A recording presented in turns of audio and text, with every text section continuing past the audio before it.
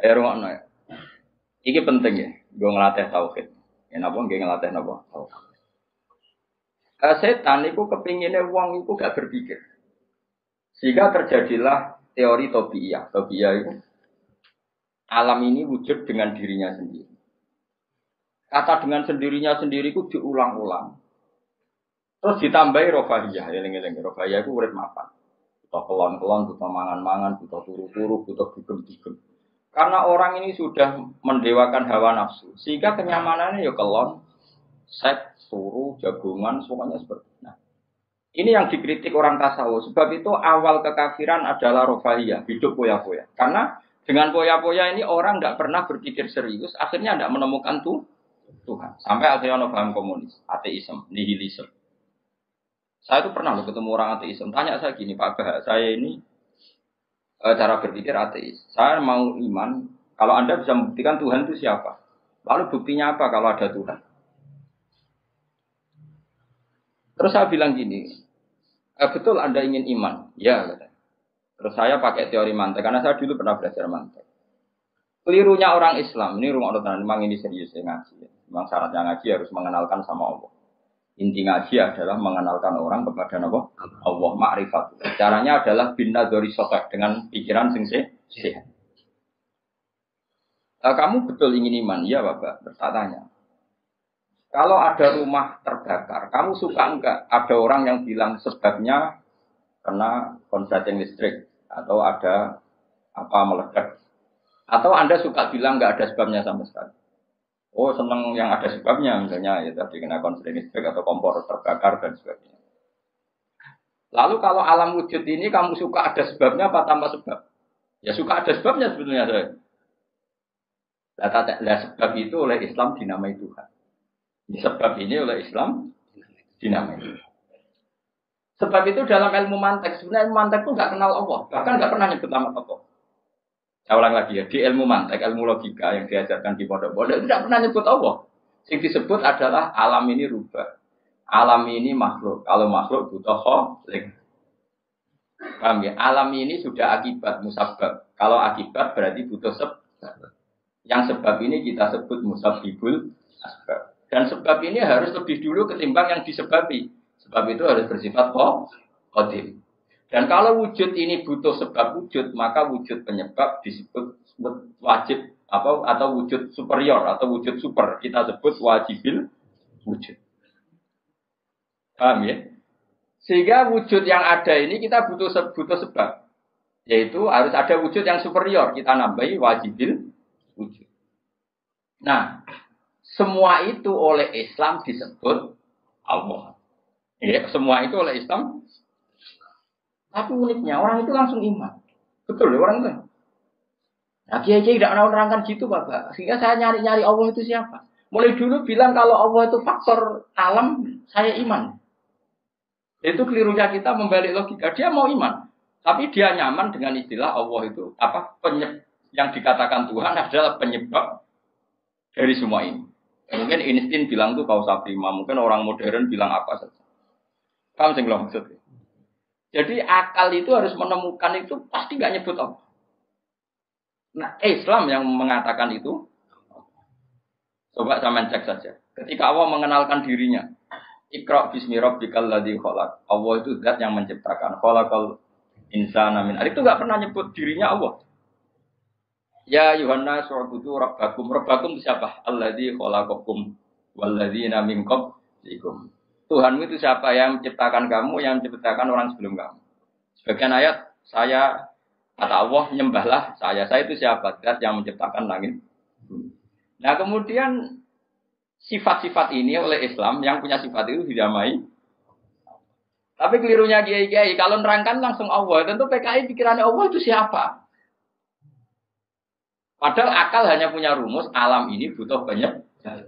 Penyebab ini kita sebut musabibul atau kausa prima atau wajibil wujud. Yang Islam secara agama menamai itu Allah. So langsung Allah mesti ditanyakan Allah itu siapa? Paham ya? Nah, itu kelirunya kita. Kita juga ikut keliru dalam merekonstruksi bangunan tahu. Makanya di Quran itu sering nyebutnya itu sifatnya dulu.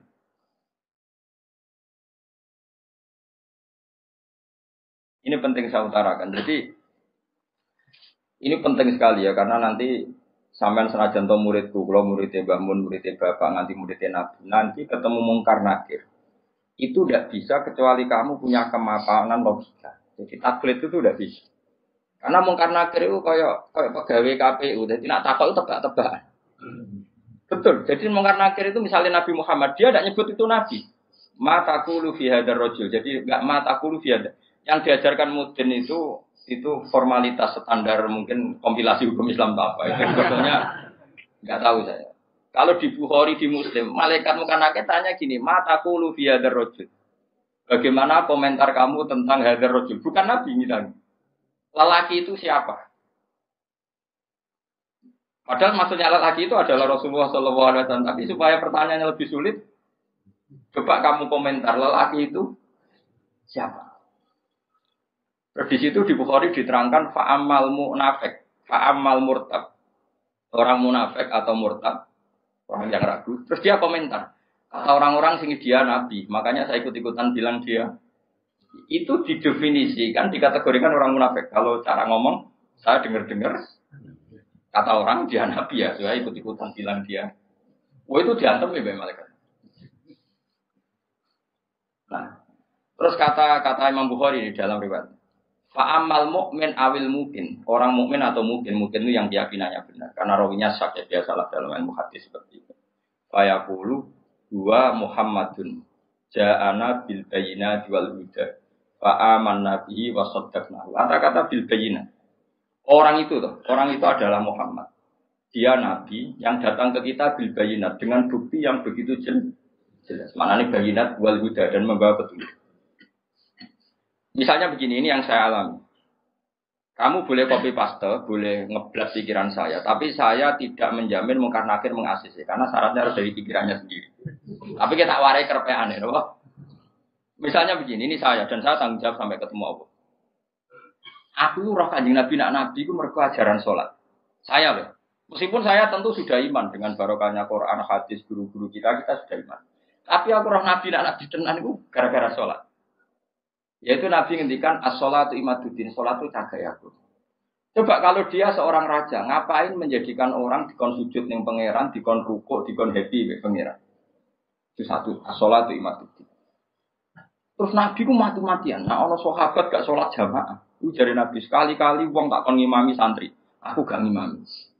Ape moro mae wong-wong sing ora sholat apa? Jamaah. Tak obonge. Itu dua. Tiga, Nabi itu ketika perang itu kondisi paling emergen, iku tetap sholat. Bahkan Nabi saking senenge sholat itu nak lunga. Kok sholat sunat, iku ainama tawajjah bi rohilatu. Kadang madhep ngetan, madhep ngulon, sementing iso. Terus Nabi nak muji sholat itu sundul langit. Saking mujine sundul langit, wajulat qurratu aini fi sholat. Aku ayem nak wis sholat. Sifat ini sifat raja apa sifat orang yang dekat Allah? Itu pasti nubuah. Gak mungkin orang akal sehat. Misalnya orang ingin jadi presiden, kepinginnya ya suworo. Kepingin jadi rojo, kepinginnya monarki anak turunnya jadi. Ini ndak itu semua. Gak mungkin kalau gak nabi kok orang punya berpikir sholat itu. Paham? Contohnya. Jadi gak mungkin ide sholat itu kalau gak keluar dari seorang nabi. Dan itu dibuktikan perang ya sholat, bahkan beliau mewajibkan angger wong ijo nyawane wajib raiso ngadeg luguh, raiso luguh, laya-laya raiso mengkas-mengkis lah sholat ning atine. Pokoknya yang berbau sholat bahkan gak ditoleransi ditinggal sama sekali karena ini hubungan manusia dan Allah. Saya pikiran gue sederhana, orang mungkin wong di pikiran ngono kok gak nabi ku gak. Apa Einstein punya pikiran gitu? Isaac Newton misalnya, atau tokoh dunia Aristoteles, Plato, meskipun iso sudah menemukan benda ini relatif. Ya mesti relatif. Misalnya manuk doro, ya rumahno gitu. Misalnya manuk apa merpati atau manuk kentilang, itu cara wong-wong rak manuk yang tidak sangar, tidak ganas. Sing ganas itu manuk apa bidung atau manuk apa elang. Mergo elang iso mangan derkuku. Iya jare derkuku elang itu ganas. Tapi jare ular. Jare ular tetap derkuku apa? Ora iku sing manuk-manuk lemah itu. Empret yo ganas ngene korban. Ya ta. Lho lah iya, itu kan sesuatu nama pasti nisbi. Wedhus itu ora ganas dibanding macan. Tapi jare kuman-kuman ular-ular sing urip ning turi ganas wedhus kok dipangan sak. Ya santung-untung ngene kok. Artinya apa? Insting pinter ngono iku aku ya iso maksudnya iku. Tapi Nabi ku unik idene iku salat. Terus pangeran itu buta seksi. Jadi seksine Nabi itu bahkan orientasi sholat itu bojo. Mulane jare kula kudu utang jasa Ibnu Hajar Asqalani. Kenapa Nabi bojone akeh? Wong paling cangkem elek wong wedok. Lha iku bojone Nabi ku pirang-pirang, kudune kan mangkel. Wong jenenge ana marwah akeh kudune mangkel. Tapi terus ditakoki kenangane we Nabi yo sholat. Dari Aisyah, di bojo ganteng Nabi yo repot. Aku wis turu ning ngarepe, terlentang ngono yo tetep tinggal. Bojomu sing kenangan kowe ngono to. Artine Nabi ku gak main salat bojone sing dimaru wae ditakoki wong iku kenangane yo. Salat dari Aisyah. Aku wis terlentang. Bahkan kuntu bene yadehi kal janazah. Nabi pas salat aku ning ngarepe kok Aisyah wae terus yo. Nah kok bojomu kowe ra mbok terusno kan ana sebabe gitu. Nek tak mbok terusno sebabe apa kira? Elek juga elek melarat sebuah ngono. Iku jari Aisyah, aku terlentang kok jenazah. Nabi ngadeg, aku tak jujurno. Nabi nak sholat suwi. Engko nak aku keturun, engko nak ndekne ape sujud, fago masani biadi. Terus aku didudul, terus sikilku tak terus Nabi punya ruang apa? Sujud. Jadi Nabi dulu kalau mau sholat itu ya di bali yang dipakai tidur. Orang saiki gaya-gaya nang nggon sholat tapi ora digo sholat paham. Nabi ku masyhur salate ning nggon kasur sing dituturu, ngono kasure ora pokoke nggon iku apa. Dadi ora gaya-gaya nang saiki kan gak suke ono ruang salat nganti ono sawange ya Allah. Enggak tau tapi ora tau. Nabi wis sederhana. Lagi-lagi kenangannya apa? Salat. Kayak kenangannya istri-istri Nabi sampai do iso nirokno salatin Nabi. Ummu Aiman itu tanggane Nabi duwe anak dadi cadal rupane Anas. Dolan ning gone Anas. Iku bareng dolan bar disugoi, iki jongko tak kei hadiah. Napa ya Rasulullah? Ayu mautiin tuhibbu an usolli fi di panggonan sing kowe seneng aku salat niku. Niki ya Rasulullah, jare Anas kenangane. Aku duwe kloso sing wis rada elek, tak lapi sithik terus Nabi salat di situ. Jadi kayak apa? Gue itu gak mungkin wong kok duwe ide sholat. Iku agak Nabi gak mungkin. Maksudnya makanya saya berencana, nak gue jawab mungkar nakir. Hak sing kau pikiran nang dhewe bukti nak Muhammad itu Nabi kok di antara nih. Makanya gue ngerepek oleh ya ora pokok ini. Cuma saya tidak tahu apa mungkar nakir menerima kerepean mau. Jadi, lah untungnya mudin-mudin mau nerangno tes-tesane mau 5 mau apa marbuka terus kemana buka dinu kan bangun dinu kan tes-tesane mudin piro bu sing mudin piro marbuka terus waman nabiuka dinuka marbuka usul betul terus kitab terus ikhwan bapak rata kono bapak ditakokno Ibrahim bapakmu ora kanggo ngono. Cek Karmen cek Karan sampeyan dadi Ibrahim ora sing anak kiai tenang wae. Sampeyan kon zaman abuka kon jawab Ibrahim. Aman nasab bapakmu ora kanggo kabeh. Sampeyan Gus kabeh pokoke sampeyan. Sampeyan jawab abuka kan Ibrahim. Malaikat itu lugu ora. Wah bodoh ni ora anak. Anak Parmen ngono aneh-aneh. Nah ini penting saya utarakan. Karena apa? Semakin lama itu orang nggak terus ini gitu ya. Saya ini kan baca kitab banyak sekali. Itu tadi saya sudah buktikan sholat sudah ada 5 mungkin. Tak teruskan. Ketika Nabi mau kabundut, sudah susah. Itu dibuka jendela. Itu Nabi masih di dalam buka jendela. Ketika melihat orang sholat itu langsung sehat. Ternyata ketika beliau sakit, orang semua di masjid tetap sholat. Masyhur kenangannya Aisyah, kenangan Sayyidah Fatimah. Fastana rawaju wasur rawaju. Nabi baru nggak sholat berdoa, semua nangis pot. Ternyata aku sukses jadi Nabi, wah berdoa. Semua nangis pot. Padahal beliau sakit. Sudah usi barok, sudah pakai belenggu, sudah Kepalanya sudah diasbu, sudah dimaksud. Akhirnya apa? Nabi minta, "Cung aku gandeng. Ini sholat." Terus dipapa. Dipapa itu Sayyidina Ali bin Fadl. Fadl itu saudaranya Abdul bin Abbas. Fadl bin Abbas. Terus Nabi yuhada bin Rajul ini dipapa Fadl ke sini Ali. Kemudian ikut sholat. Ikut jamaah masyhur. Terus akhirnya Abu Bakar mundur. Kemudian Nabi ngimami. Lagi-lagi Nabi bunganya itu krono sholat. Jadi semua kenangannya sahabat itu ya sholat. Karena begitu spesialnya sholat. Ini era sahabat ya, orang-orang yang rasa itu. Karena begitu spesialnya sholat. Ketika Rasulullah wafat, intaqala ila rafiqil a'la. Ini dengerin betul ya, Pak. Paling enggak kita pernah punya pikiran kayak orang waras. Jadi kesuwan kayak berpikir orang waras yang ini tak tobat no. Kemudian ketika Nabi wafat, intaqala ila rafiqil a'la. Apa komentar para sahabat? Siapa khalifahnya Rasulullah?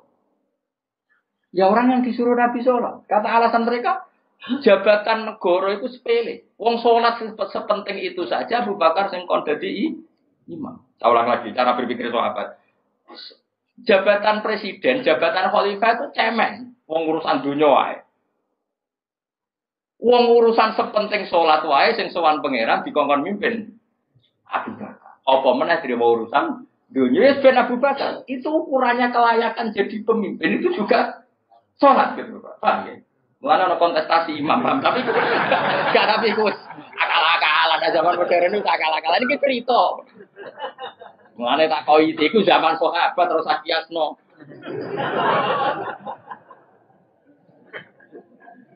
Ya, tapi sampean pernah dengar toh ketika sahabat milih Abu Bakar alasannya apa? Karena Abu Bakar ditunjuk ngimami sholat. Terus pikiran mereka sholat sepenting itu saja oleh Rasulullah diridakno dipimpin Abu Bakar. Dia juga khalifah Abu Bakar. Kayak apa urgensinya sholat sampai semuanya rujukan. Terus Nabi juga ngendikan, "Sumpen jong kowe nek ning masak iku amaliyane ora pati dihisab. Pertama dihisab iku sholat. Terus sholat Allah terus liyane gampang. Lagi-lagi sholat yang dipuji.